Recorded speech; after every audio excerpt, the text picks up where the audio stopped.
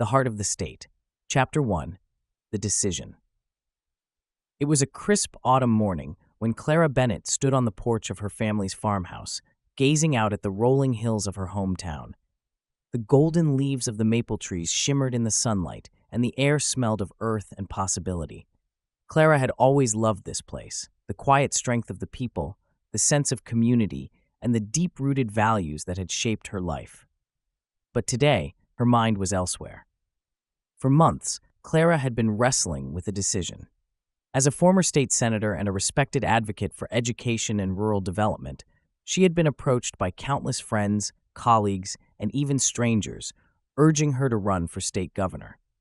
The current administration had been plagued by scandals and a lack of transparency, and the people were hungry for change.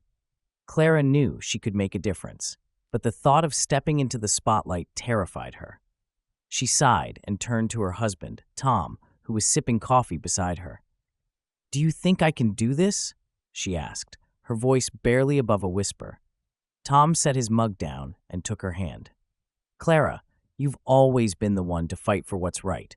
Whether it was saving the local school from closing or pushing for clean energy initiatives, you've never backed down from a challenge. The state needs someone like you, someone who actually cares about the people." Clara nodded, her resolve hardening. She thought of her parents, who had taught her the value of hard work and integrity. She thought of her children, who deserved a future filled with opportunity, and she thought of the countless families across the state who were struggling to make ends meet. "Okay," she said, her voice steady now. "I'll do it." Chapter 2. The Campaign Trail. The announcement of Clara's candidacy sent shockwaves through the state. Her grassroots campaign focused on unity, transparency, and practical solutions to the state's most pressing issues. She traveled to every corner of the state, from the bustling cities to the smallest rural towns, listening to people's concerns and sharing her vision for a brighter future. But the road was far from easy. Her opponent, Governor Richard Hargrove, was a seasoned politician with deep pockets and a knack for dirty tactics. His campaign launched a series of attack ads, painting Clara as an inexperienced idealist who was out of touch with the realities of governance. The media scrutinized her every move, and the pressure was relentless. One evening, after a long day of campaigning, Clara sat in a dimly lit diner with her team. They were exhausted, but the energy in the room was electric. Clara's campaign manager, Marcus, handed her a stack of letters from supporters. "These came in today," he said with a grin. "People believe in you, Clara. They see the real you." Clara opened the first letter, her eyes welling with tears as she read the words of a single mother who had been inspired by Clara's fight for affordable childcare. The next letter was from a farmer who thanked her for standing up for rural communities.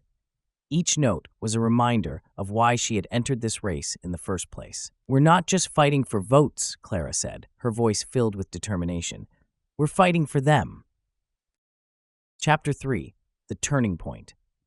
As the election drew closer, the race became increasingly tight. Clara's team worked around the clock, organizing rallies, phone banks, and door-to-door canvassing. But it was a pivotal moment during the final debate that changed everything. Governor Hargrove, confident and smug, tried to undermine Clara's credibility by questioning her policy proposals. "Your ideas sound nice, Miss Bennett, but they're just that. Ideas. How do you plan to pay for all these grand plans of yours?" Clara took a deep breath and looked directly into the camera. "Governor Hargrove, you're right.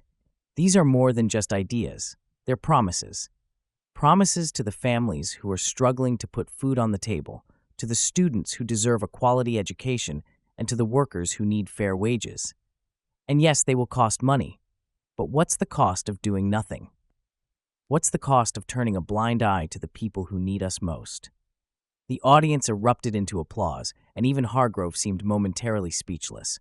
Clara's authenticity and passion resonated with voters, and in the days that followed, her campaign gained unprecedented momentum. Chapter 4. Victory. Election night was a whirlwind of emotions. Clara stood on stage in front of a roaring crowd, her heart pounding as the final results were announced.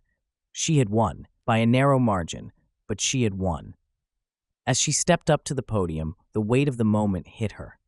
She looked out at the sea of faces, people who had believed in her, who had fought alongside her, and felt a surge of gratitude. "This victory isn't just mine," she began, her voice trembling with emotion. "It's ours. It's for every person who believed that change was possible, for every family who shared their struggles and dreams with me, for every volunteer who knocked on doors, made phone calls, and refused to give up. Tonight, we proved that when we come together, there's nothing we can't achieve." The crowd cheered, and Clara felt a sense of hope she hadn't felt in years. The road ahead would be challenging, but she was ready. She had the heart of the state behind her, and together, they would build a future worth fighting for. Epilogue: A New Dawn. Months into her term, Clara sat at her desk in the governor's office, reviewing the progress they had made. Affordable childcare initiatives were underway, rural broadband access was expanding, and the state's economy was beginning to thrive. There were still challenges, of course, but Clara remained steadfast in her commitment to the people. As she looked out the window at the bustling city below, she smiled. This was just the beginning, and she was ready to lead her state into a new dawn. By Michael